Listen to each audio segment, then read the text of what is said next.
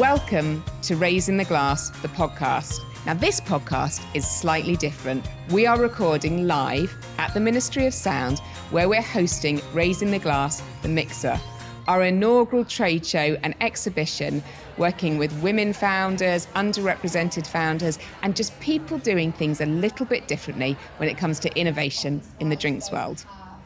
So, what you might hear and what you might see, depending on whether you're listening or watching this, is some tubes going round. But we couldn't miss the opportunity to record at a venue like this.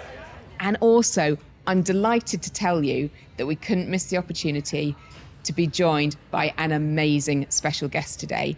I am delighted that David Beardmore is joining us. Now, David has an amazing career and is one of the people that you want to speak to if you're working in drinks. Currently, I have the pleasure of working with him as he is one of the non-exec directors on the Deposit Management Organisation. If you're wondering what that is, that's the not-for-profit organisation that's been brought in to run the deposit return scheme. David, welcome and thank you for being here today. Wow, well, thank you. Well, thank you first of all for that introduction, and look, genuinely delighted to be here today as well. So I know that a lot of people will be tuning into this episode because it's going to have your name and your face on it, and people are going to want to hear from the mind of David Beardmore without bigging you up too much. But as I say, you have been involved in the drinks world for a lot of years, certainly through the work that you're doing with DMO. You've obviously been involved in drinks for a while in Tesco. When you think about the drinks industry, what does it bring to mind for you? Yeah, I mean, the drinks industry is just an incredible industry and collection of brands, own label, technology, people that, you know, if you think about what the product serves and who it serves, it serves every corner of the UK, of the world. And therefore, the ability to continually innovate, continually develop, and be a real force for good, particularly in a world where there is increasing legislation, there is obesity challenges. I look at the soft drinks industry and still think there is so much more this industry can do, but actually the journey it's been on since I've been involved in it in the last 15 years has been incredible, and it's a huge part of the work that I do as well. So I'm genuinely interested about how you're going to answer this next question, because it's a question we ask everybody, but I feel like there'll be a lot of people listening to go, is it my brand? What drink evokes one special memory for you? Look, there's a few. That's a retail answer. It is, and it has to be, because I have an emotional connection to a number of brands for very, very different reasons. I'll give you an example, as a couple of examples. Fever Tree always is the one that I will kind of use, because it's gone from being they saw a big piece of white space in the market. Yeah, they could see that tonic was becoming, in a way, devalued because it had been moved out of spring water. It got flavouring of quinine in there. There was added sugar being put in. It was in a plastic bottle, and they kind of, they had this. Tim and Charles had this vision of, how do you recreate a really, top-end quality product? The one thing that they always did is they had the customer absolutely laser-focused. Yeah. And then they built this amazing story around their brand, including things like, where you get quinine from is actually the Fever Tree. So the whole story really kind of came together, and I was very lucky, because actually I was probably one of the first buyers at the time, in a way, to bring that into the UK market, and they've done amazing things since then. In fact, they're the number one tonic in Tesco. So I'm super proud of what they've achieved. I think if I look at some other kind of brands in there, I would look at Get More Vits. It was an interesting one, and I know Steve's here today, but Steve and Chris managed a brand. It was called Neuro Drinks, and the owners had pulled out of the UK market. They got their redundancy, and I kind of said to Steve, look, you're working with us in this kind of functional drinks area.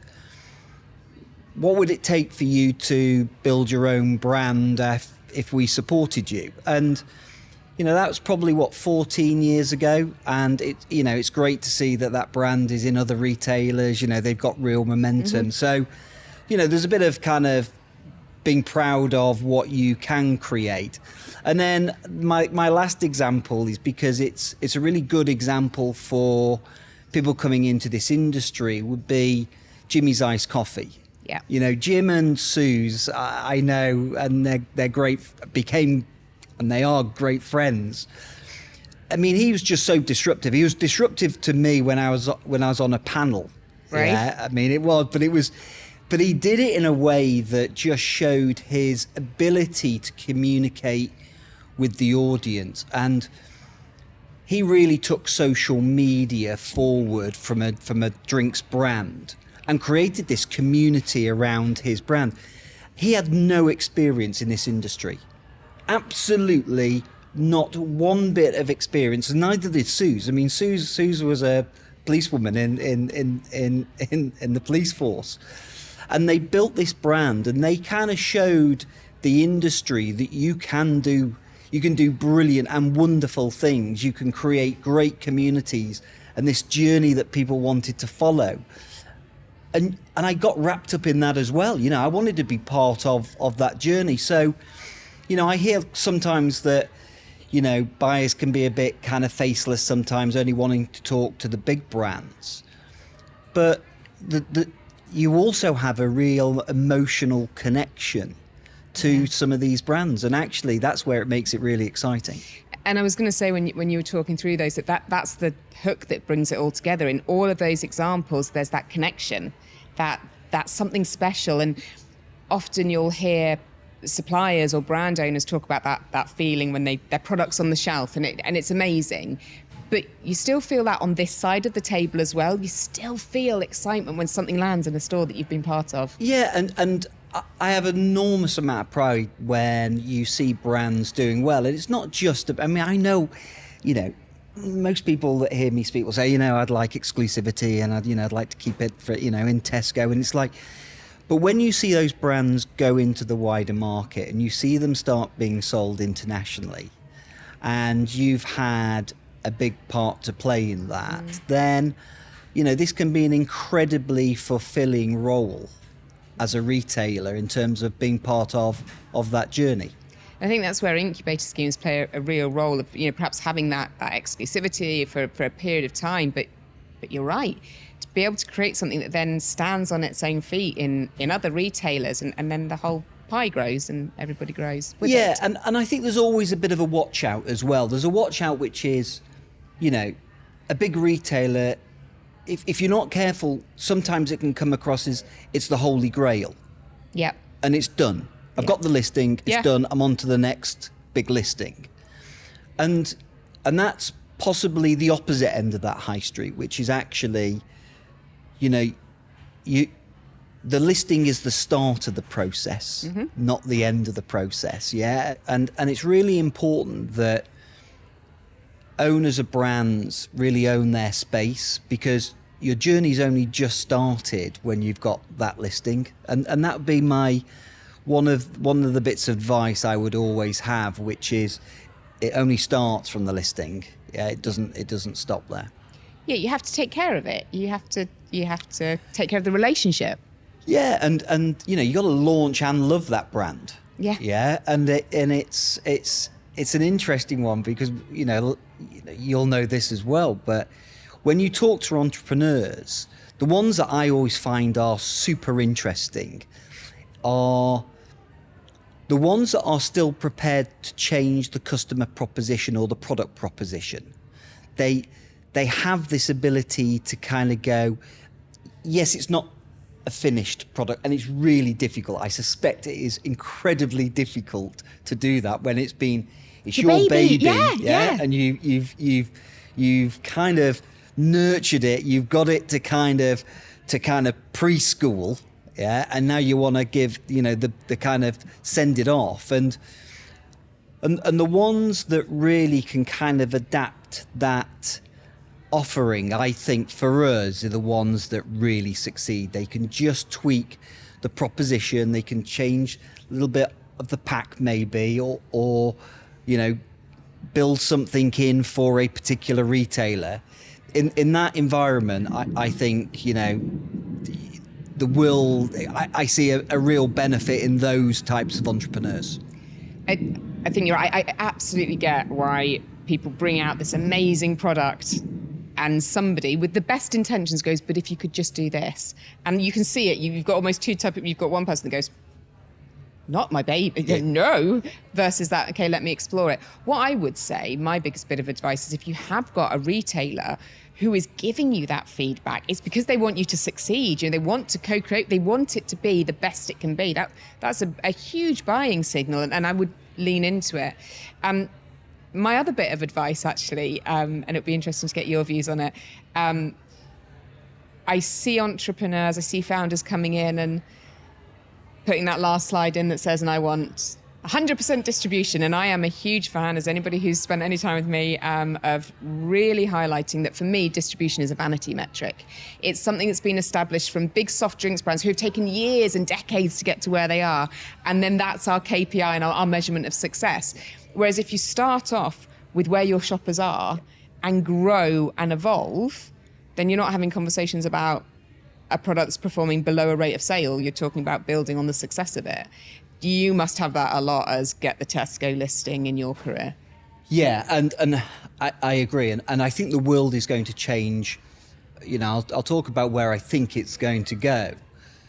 But distribution, I completely agree, is a vanity measure. And look, I was a supplier for 15 years on that vanity measure. Yeah, which is why we can both say it's a vanity measure. I know. We've both done that side of the fence, and because actually what it does is it also brings down your average rate of sale big time. Yep. Yeah. So just explain that, because that's my point about you can have a conversation with us about a rate of sale of 40 or a rate of sale of 2. What do you want to have? But just for people, because I'm conscious that sometimes we talk in TLAs, 3-letter acronyms and strange words. So just explain in really basic terms what you mean about rate of sale and how it can affect the average. Yeah. So look, I mean, having a product in a store with a rate of sale of 10, is a rate of sale of 10.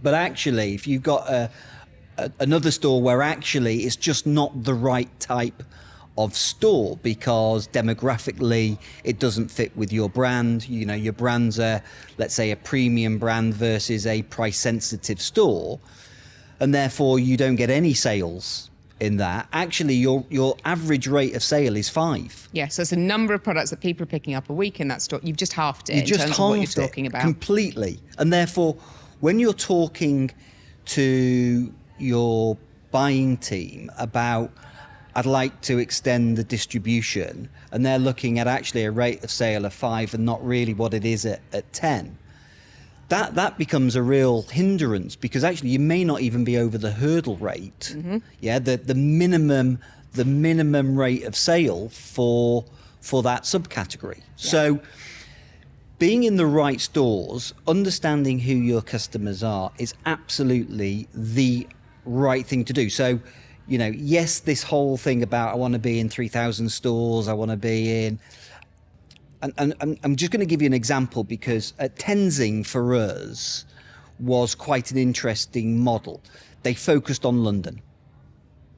They had a personal relationship with all of our London stores. Wow. Now, yes, demographically it was the right area for them. They knew their market. They wanted to be kind of natural energy. They've moved into the number 3 spot in that place because They were really single-minded on London. Now, okay, we have 500 stores within the M25, but actually that for them was it was a cost-efficient, manageable way of driving the rates of sale. And they did it incredibly successfully. And then they can come and talk about Manchester or Birmingham or Leeds in the same way. And actually, that's how they've built their core proposition. And like I say, it's not right for all cities, but actually they have a model that really works for them. And that's the point of it, isn't it? If you're talking to a buyer about this rate of sale of 5 and it's friction and it's an unhealthy tension versus talking about a rate of sale of 20 and building out, that's the point. Start small and grow, and to your point, know your customers, know your demographics, know where you work, and be comfortable with the fact that you may not work everywhere all of the time, and that's still a successful brand. And it's a really uncomfortable conversation, and I've been in many of these conversations where, because the rates of sale are so small in some of these stores, it goes on to what we call automatic markdown. Yeah, we have to start selling it, reducing the price to clear it before it goes out of code. That is a very uncomfortable place to be as a brand owner, because you see your brand value going from full retail price to 50% off to 75% off down to a penny. Now that's not an environment you want to be in. So managing that right store, right customer for me is good. Where do I think it's going is going to be quite interesting, because there is capability in the market to do store-specific planogramming. And that's going to be an interesting one, because it will take that kind of egocentric, that vanity measure that we call distribution away, and actually it will be looking at what's the store demographic, what's the product demographic, how does the data really combine with that, and actually what's the right store mix that brand will be in. So that's going to be quite an interesting space to get into.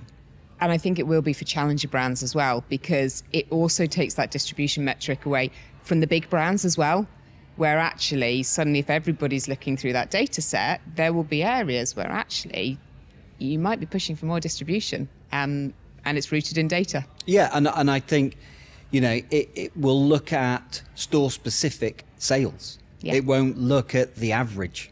Yeah, and therefore that there will be some very big white spaces for challenger brands, for entrepreneurs, for new innovation to come into that market. So I talked earlier about this being a slightly different podcast because we're recording from the mixer, but we've also recently announced our incubator scheme, Untapped, which is supporting women-founded businesses at the beginning of their journey. It's a year-long program. It's upskilling them. It's creating connections and community. And so we have captured the burning questions that are on their minds, that if they could ask an expert, what would they ask? And I feel that you're a bit like a dragon in this, and I mean that in a very kind way, not a real dragon. I'm sure you've been called that before. Yeah, well, I couldn't possibly comment. So I'm going to share some of those questions with you, because I think this will be such valuable insight for anybody listening in that space. So Impulse has historically been about location, price, refreshment. But we're now seeing this behavioural shift. We're seeing mindful consumption. We're seeing ingredient literacy. How does it make me feel? We're seeing people swapping out of alcohol identity into a wellness identity. Are those emotional and cultural drivers visibly showing up in any of the Impulse data yet? And how are you redefining Impulse based on a world where maybe discovery doesn't start at the till, but starts right back on the end of a phone? Yeah, look, discovery and the last 4 years that I've been running Impulse has been interesting, because I've seen and I've led for a big cultural shift in how we sell products in Impulse. So cultural moments are absolutely key. And what I mean by that, it's not just, the Christian calendar, which is Easter, Christmas. I'm talking about, how do you show up to Ramadan? How do you show up to Diwali? We're creating these new moments that are really important, you know, gift for teacher, those kind of, you know, yes, they're all kind of really important moments in the calendar. But also then you kind of overlay that with mission-based shopping, and actually how do you sell, you know, box chocolates down the cards aisle? How do you do block chocolate in the horticulture, in the flowers bays that we have? They're really important. There are some big macro trends that are also starting to influence how I look at impulse at a total level. If I look at increased legislation, increased legislation came from sugar tax, it then moved into high-fat sugar and salt. You're now looking at the next layer of HFSS legislation coming in, particularly around advertising. And now the big one, which is going to be GLP-1 in terms of consumption impact on this category. And that's in BWS as well as kind of what I would class as impulse. So, sugar, crisps, snacks, nuts, soft drinks. So they are all playing, and they have done for probably the last 3 years, had the biggest shift in how impulse has responded to the market needs. GLP-1 is just such an example of probably the biggest seismic consumer shift we've seen that quickly. And we're still talking about percentages around the outside, but it's the impact, because it's changed. These aren't, certainly in my career and possibly the same for you, when there have been shifts before, it's been about changes. It's been people moving out of alcohol into soft drinks, or people moving out of indulgent into a healthier. This is calories going from the market. Yeah, I mean, it is interesting because there's always been a degree of probably de-risk in many things, and you can de-risk quite a lot, yeah? When consumption goes down by a third, so a third of your calories come out, and we've seen a doubling of the households that are on GLP-1 even in the last 6 months. That is an incredible trajectory that people are on. So how do you respond to that?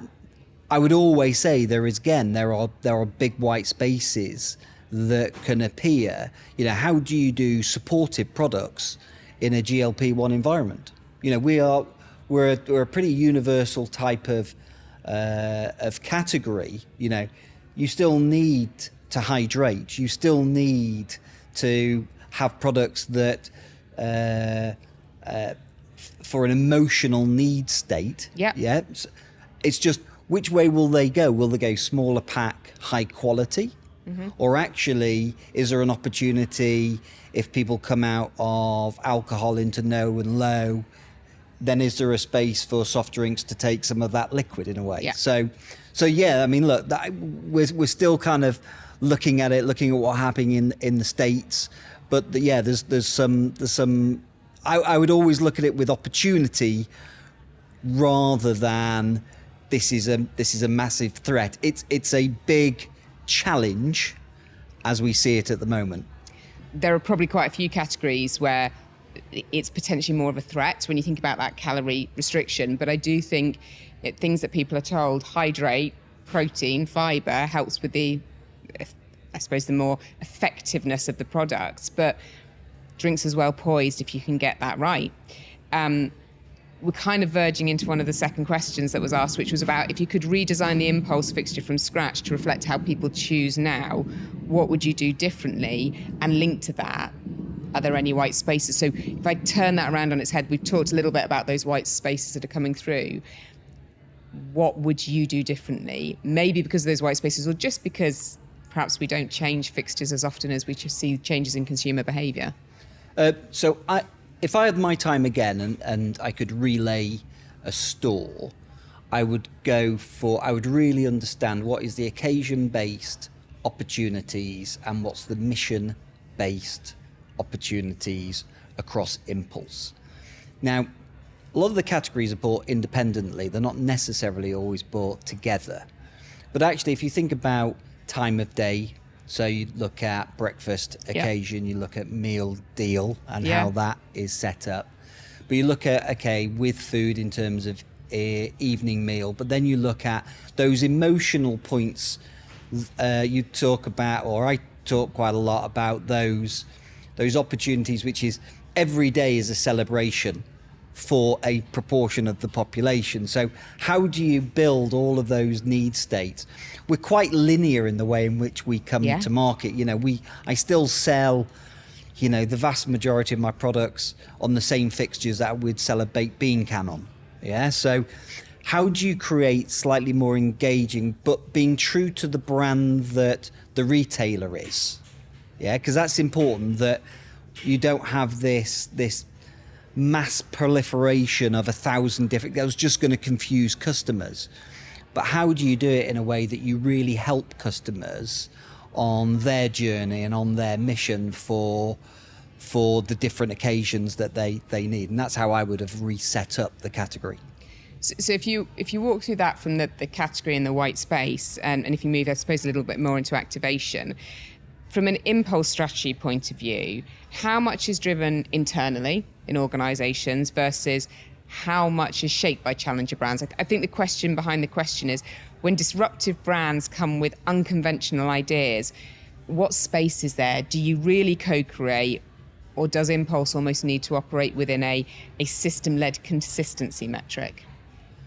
I've never operated within a system.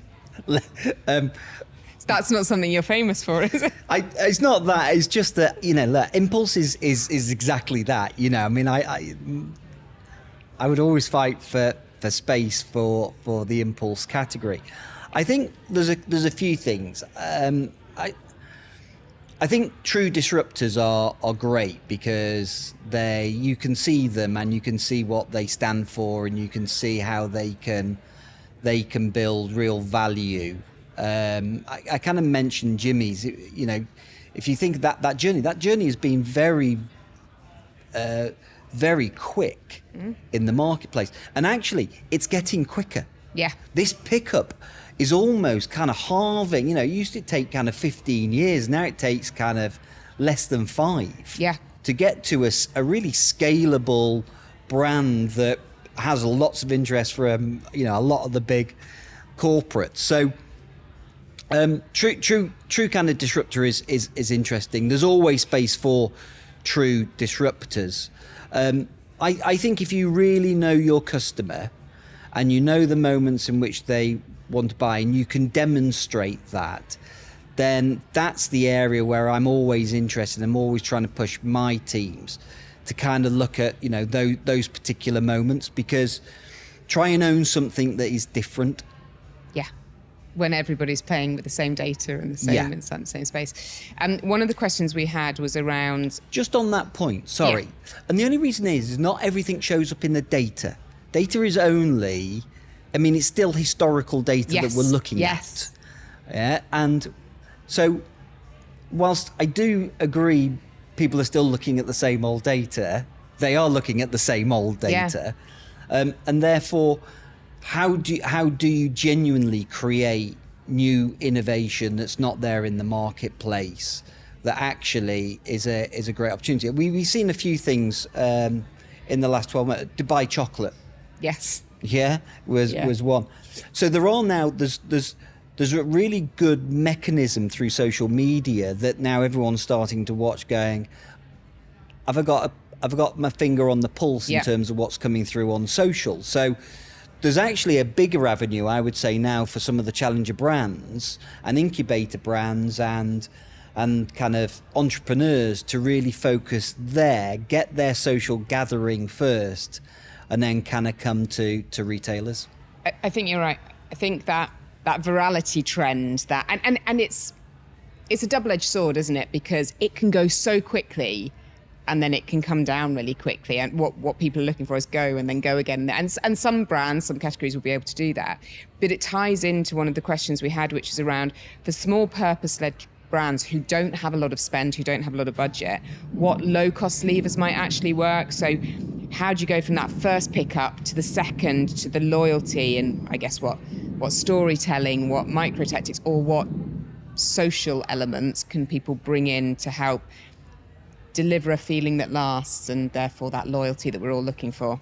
Look, there are many low-cost avenues that brands should focus on. One is how do you create your own community? So you can do that now through social media. Yeah. I think that's a really important bit.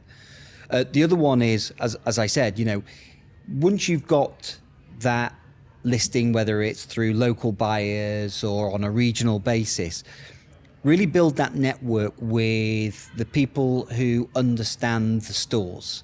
So having advocates as store managers, as a good example, is a really powerful way, because actually, if they can stand up for your brand, then actually in an internal business, that's fantastic, so. And also not just internally in your business, but they are your brand ambassadors. They're in the store where people are making decisions about whether they're going to pick your product up. Correct. And they have lots of metrics, and actually if it works and they genuinely think it is a great opportunity, they will come and speak to us. And actually, how do you bring them to the fore as well? So look, it doesn't always have to be about buying loyalty data. Yes, that serves a purpose, but actually be creative about how you understand your customer.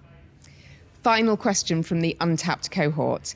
The premium gap, £2, £4, whatever it might be, how influential is it in the moment of choice? So when brands aren't on a deal, when it's full price and people are looking at that fixture, what swings the conversion?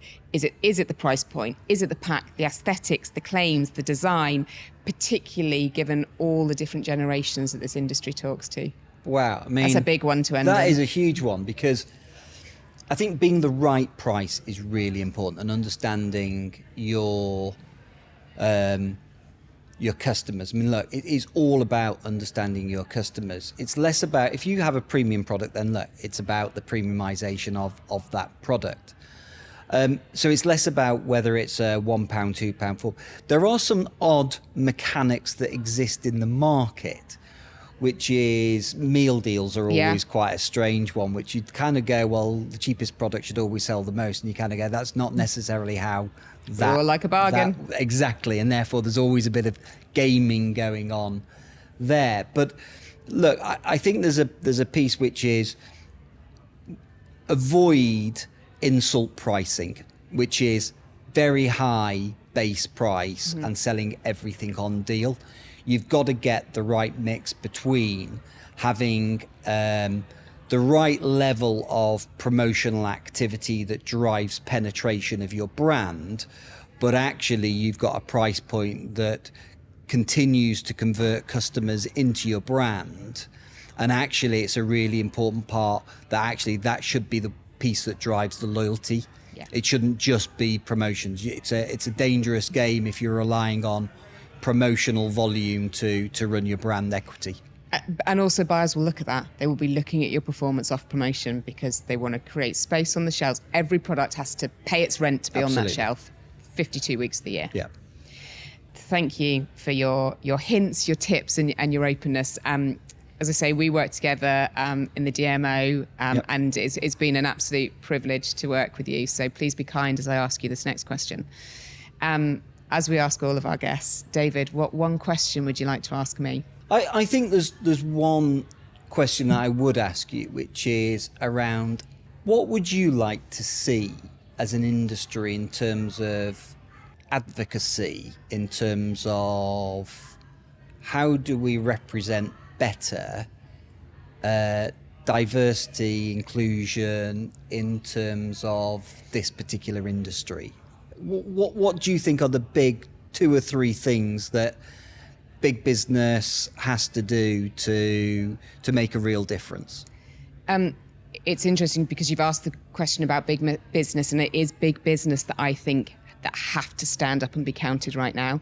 Interestingly, the challenger brands, the startups, the founders, we see that diversity. Now, I want to be really clear. There is an impact in that challenger brand space that a lack of representation can have. Underrepresented founders, we know that 2% of VC funding goes to women-founded brands. It's even less if you're a person of colour or a woman of colour. It's down at like 0.2%.